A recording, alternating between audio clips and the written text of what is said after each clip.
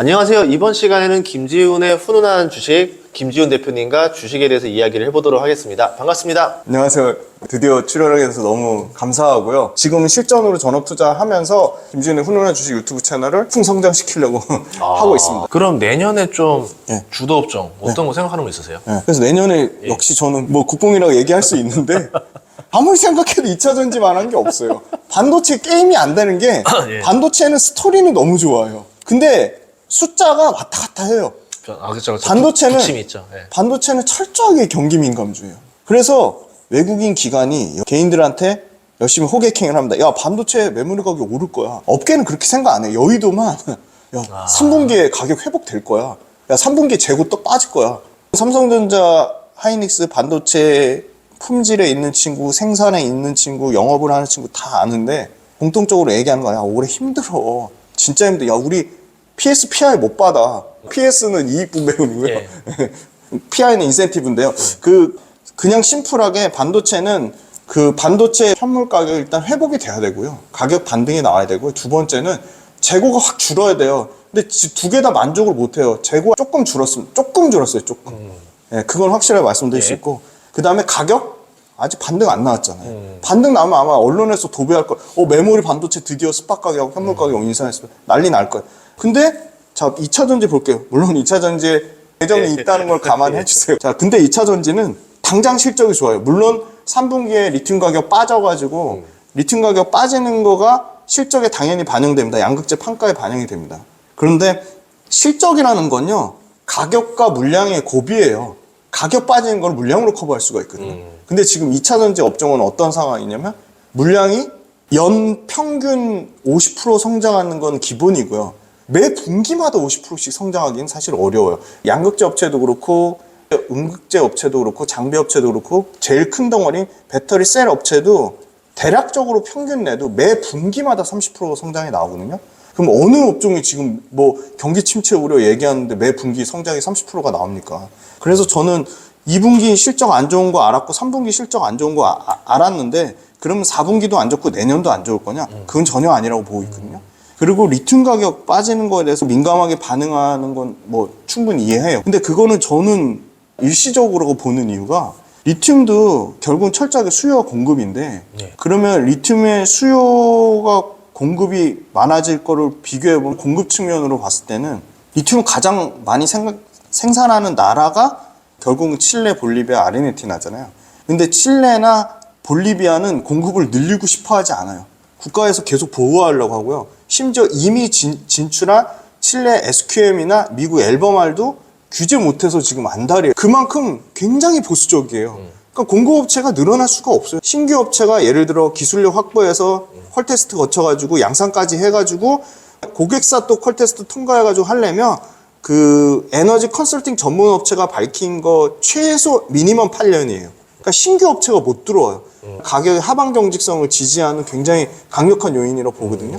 그러면 두 번째로 수요인데 수요는 전기차 수요 관련해서 그 중국만 저가로 지금 탄산 리튬을 엄청나게 공급을 많이 늘려놔가지고 중국 전기차 업체만 해도 지금 제가 알기로는 100개 넘게 근데 100개 넘게 중에 상위 7개인가 6개 정도만 살아남았고 나머지 20개는 막 길거리에 전기차 그냥 서 있고 막 그 정도로 공급을 늘려놓은 거잖아요. 근데 이걸 글로벌 상황이라고 얘기하기에는 중국 그냥 단일 국가에 대한 특수 상황인 거죠. 그래서 중국의 저가 탄산 리튬의 무한정 공급 늘어나는 것도 자국의 전기차 업체가 망해가고 있는데 계속 저가 탄산 리튬을 공급한다?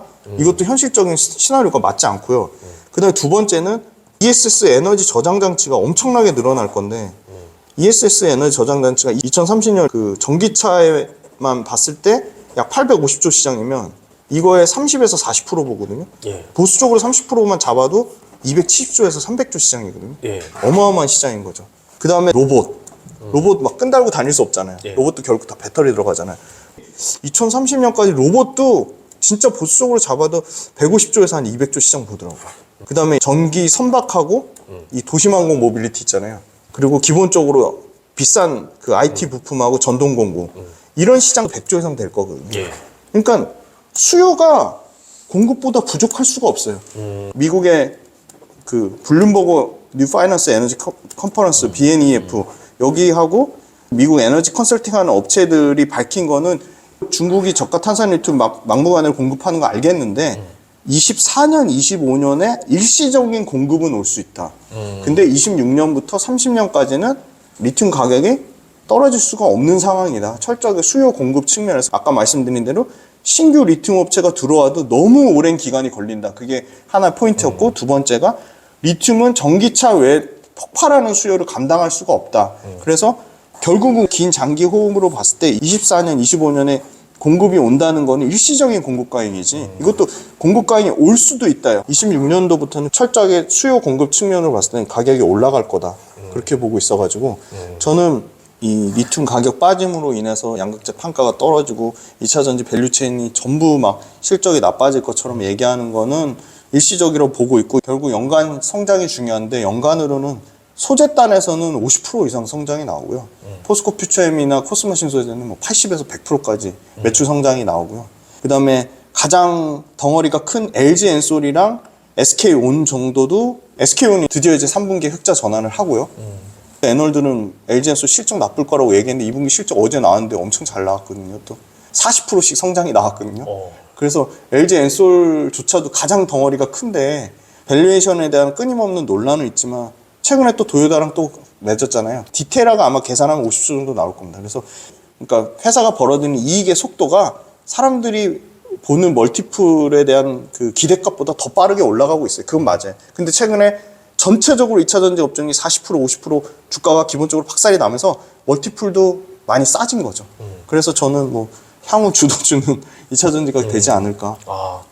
지금의 조정장은 여러분들에게 온 경제적 자유를 얻을 수 있는, 즉 부자가 될 수 있는 좋은 기회라고 생각합니다. 조정이 끝나고 앞으로 도래할 상승장에서 장기간 폭풍 성장에 초과 수익을 낼 수 있는 기업들로 여러분들의 포트폴리오를 반드시 만들 수 있습니다. 진짜 오를 기업을 찾는 방법을 꼭 알려드리겠습니다. 해당 영상 고정 댓글 링크를 통해서 신청하실 수 있습니다. 많은 관심 부탁드리겠습니다. 감사합니다.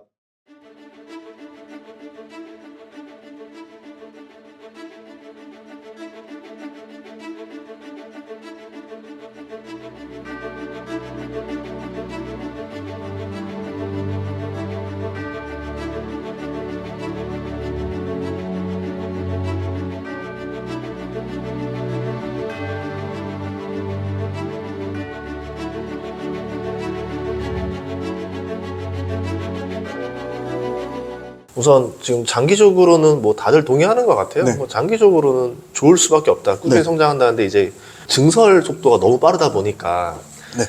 순간적으로 미스가 나지 않겠느냐. 네, 네. 이제 뭐 이런 우려들도 좀 있었던 것 같거든요. 네, 네. 그건 어떻게 보세요? 굉장히 좋은 지적인데요. 우리가 일반적으로 디자인 캐파라고 하는 거는 100% 가동해서 불량품 하나도 없이 100% 수익 나왔을 때 그게 디자인 캐파. 생산 능력. 그렇죠. 예. 네, 생산 능력인데 예. 그 현실적으로 불가능하고 저는 엔지니어라서 잘 아는데 80% 가동률 나오면 아주 잘 나왔다고 보고 있고요. 예. 수율 측면에서 85% 정도면 그 사실 실질적 풀캐파라 봐야 되는 거죠. 실질적 풀캡합니다. 근데 지금 말씀 주신 대로 충분히 미스 날 수 있어요. 왜냐면은 그 장비가 상반기에 공급이 됐었어야 됐어요. 그러니까 장비라는 거는 기본적인 세팅이 미니멈 12개월에서 최대 18개월이거든요. 올해 9월 달부터 본물처럼 지금 하나기술, PNT, 뭐 DNT, 그다음에 코인테크 이런 회사를 뭐 계약 상대 미공개, 뭐 계약 금액 미공시 해가지고 장비 발주가 막 나오고 있어요. 예. 그게 원래는 상반기에 나왔던 물량이 이제 터지기 시작한 거거든요. 그래서 그런 장비가 먼저 세팅돼야지 들어갈 부분이 약간 미스매치가 난 거예요. 왜? 뭐 여러 가지 이슈가 있었죠. 그 뭐 꼼수 부려가지고 북미에 진출해서 그러면 시장 침투율이 LG엔솔이나 SK온이 좀 뺏기지 않을까 그런 우려도 있었고 이제 판가가 계속 빠지니까 배터리 업체 입장에서는 판가 빠지는 게 나쁜 건 아니죠. 아니 배터리가 전기차에서 40% 넘게 차지하니까 배터리 원가를 낮춰야지 전기차가 더 싸지고 더 많이 활성화 될 거잖아요. 그래서 테슬라가 그렇게 난리 치는 거잖아요. 가격을 무슨 회 시가도 아니고 뭐 지네 마음대로 올렸다가 또 그쵸, 이번에 또 내렸어요. 예. 최근에 또 한 번 올렸었거든요. 예. 또 내렸어요. 또 다음 달에 또 어떻게 할지 몰라요. 예. 그러니까 테슬라가 그 가격 정책을 굉장히 지금 탄력적으로 하는 거예요. 중국 눈치 엄청 보면서. 그런데 그 말은 무슨 말이냐? 여의도나 일부 언론들이 엄청 부정적으로 얘기하는 것처럼 무한정 빠지기는 않을 거라는 거. 적정 가격 수준을 유지할 네. 거라는 건데 결국은 말씀 주신 대로 일부 장기비 공급 발주가 늦어지거나 아니면 시장 침투를 일부 뺏기거나 경기 침체 우려에 따라서 뭐 유럽에서 일부 차종이 잘 안 팔려가지고 그게 미스매치 난 부분이 있는데 그거는 단기적인 노이즈라고 보고 있고요. 그러면 계속 지금 수주 발주가 2년치는 지금 일감이 밀려있는 상태라서 그게 만약에 노이즈가 돼서 계속 주가를 누르면 저는 오히려 좋은 기회가 될 수도 있지 않을까. 오히려 그때가 타이밍이다. 네, 그때가 기회가 될 수도 있겠다고 봅니다. 왜냐면 이제 주가가 워낙 한창 좋고 성장하는 데들 보면은 뭐 하나만 살짝 맞아요. 미스나도 맞습니다. 주가 변동성이 굉장히 커지더라고요. 맞아요. 오히려 그럴 때를 기회로 삼아야 된다. 네네. 알겠습니다. 근데 2차 전지 업종 내에서도 기업들이 되게 많이 있잖아요. 많이 오르는 것도 있고 덜 오르는 것도 있고 맞습니다. 한데 네네. 다음번에는 어떤 것들이 많이 오를까요? 네, 일단 최근 2달 동안에 최고점 대비 지금 현재 주가 하락률이 평균 47%예요. 엄청 많이 빠졌어요. 그 중에 어제 종가 기준 62% 빠진 게 에코프로비엠. 에코프로비엠이 많이 빠졌고 장비주 단에서는 그 PNT랑 하나기술은 상당히 견조했고요. 예. 레이저 노칭 장비 하는 DNT하고 그 밑단에 뭐 CIS, 뭐 A프로 그다음에 이런 회사들 상당히 좀 많이 빠졌어요. 50% 넘게 빠졌고요. 그리고 뭐 양극재 단에서는 에코프로 다음으로 많이 빠진 건 LG화학이 좀 제일 많이 빠졌고요. 네. 전액 만든 엔캠은 50% 넘게 빠졌는데 예. 국내 1등이고 글로벌 4등이 엔캠이고요. 예. 그다음에 국내 2등이 이제 동아기업의 자회사 동아일렉트로라이트거든요. 요 회사가 2등인데 최근 2달 동안에 주가가 엄청나게 올랐어요. 원래 건자재, 목재 쪽 예. 이건 합한 비중이 엄청 크고요. 사실 이 동아일렉트로라이트 자회사가 전체 동아기업에 차지하는 비중 자체는 매출이나 이익 비중을 치면 30% 언더거든요. 물론 그 비중 엄청나게 계속 커질 거라고 봐요. 왜냐면 엔캠이 캐파로 치면 그 내년 기준으로 25.5억이고 동아기업이 내후년 25년 기준으로 15.5억이니까 엄청 차이는 많이 나요. 근데 캐파 늘리는 속도로 치면 동아기업이 만만치 않은 것 같아요. 그리고 엔캠 같은 경우는 사실 대주주가 뭐 그 경영권 관련돼서 잘 뭐 방어를 못 해가지고 좀 이슈가 좀 있어요. 그래서 사실 1등은 압도적으로 엔캠인데 2등이 동아기업이 상당히 좀 치고 올라오면서 최근에 주가가 굉장히 견조해서 딱 지금 9월 달에 2차 전지 박살 날 때 유일하게 박살 안 난 게 장비의 PNT랑 그다음에 전액의 동아기업 그다음에 알루미늄 박을 만드는 사마알루미늄 이 세 개가 엄청나게 견조하게 잘 버텼거든요. 그래서 요런 회사들, 그러니까 다 빠질 때 강하게 버티는 회사들은 좀 집중해서 봐야 되는데 저는 그러면 앞으로 구조적으로 어디가 커질 거냐, 뭐 양극재도 밸류에이션 상으로 여전히 비싸도 가장 확실한 건 결국 수주잖아요. 네. 이미 106조 수주를 받은 거는 포스코 퓨처엠밖에 없거든요.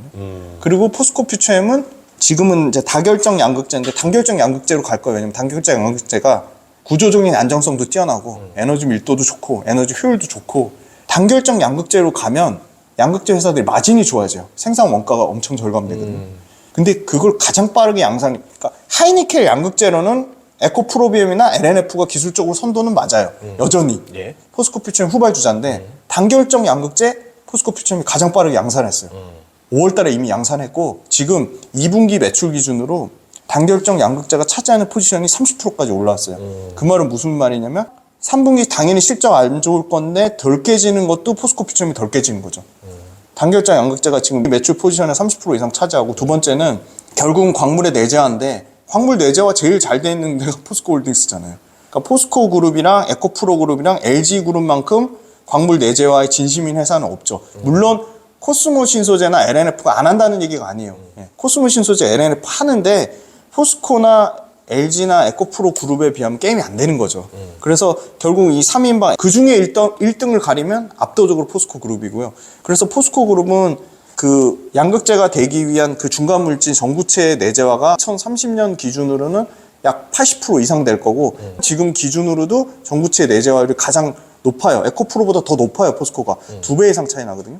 물론 에코프로 머티리얼즈가 이제 상장되면서 계속 이제 자본 투자 받으니까 6천억 정도 들어오면 훨씬 빨라질 거라고 하는데 그럼에도 불구하고 퓨처엠이 자체적으로 전구체를 내재화하기 때문에 그거에 대한 밸류에이션을 업그레이드 해줘야 되고 이 음극재 되게 무시하는데 그러니까 왜냐면 또 막상 주가 상승률 보면 양자고 너무 많이 맞아요. 오르니까 너무 차이가 많이 나죠. 음극재는 왜 안 오르지 이랬었거든요. 네.